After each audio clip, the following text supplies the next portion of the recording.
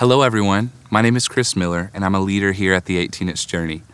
The 18-Inch Journey refers to the distance between your head and your heart, but it's also the name of our discipleship school we host every year right here in the heart of North Carolina.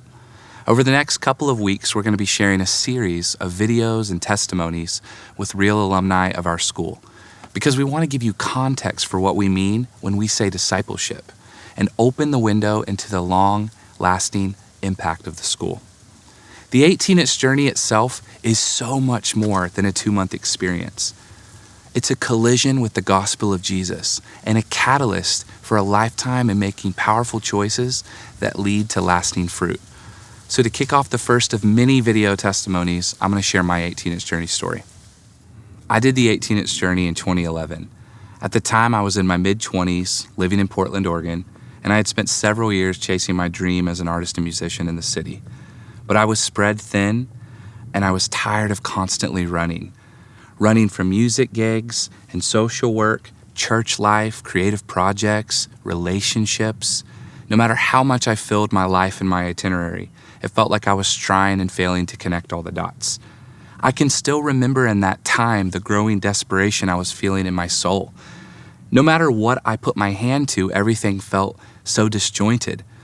And that was met with this growing pressure system of what should I be doing? What could I be doing? What would God want me to do? And what's my responsibility? The more I stacked the weight, the heavier it got.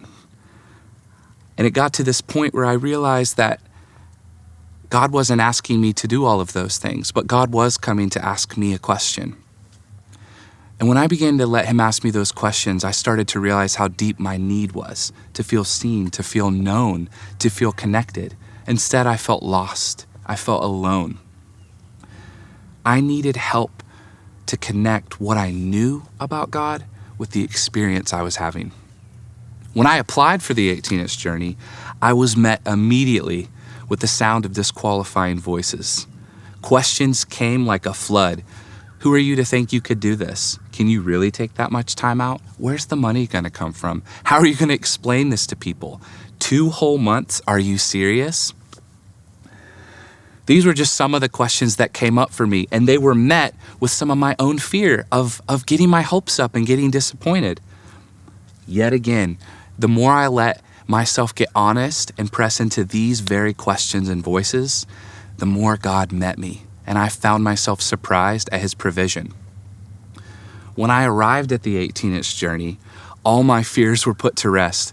I was met by the warmth and the presence of Jesus, and the eye contact, and the presence of the staff and community of the 18-Inch Journey.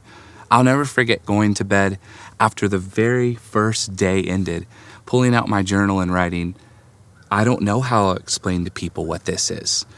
And if someone asked me what I experienced here tomorrow, I guess I would just tell them that I experienced a taste of what heaven must be like.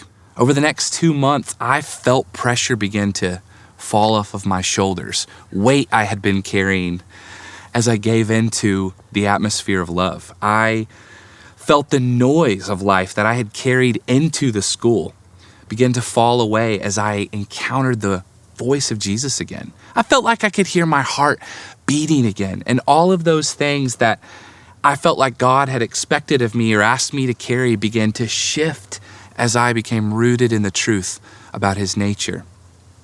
And it started to affect deeper places than I expected. Little by little by little, with my permission, God was rebuilding a bridge from my head to my heart, and all he wanted was my yes.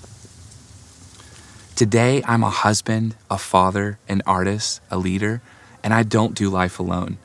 Each day I live in the fruit of choices I've made to live in partnership with him and fellowship with others. The 18-Inch Journey is a kingdom collision, and I'll forever be grateful for my choice to say yes.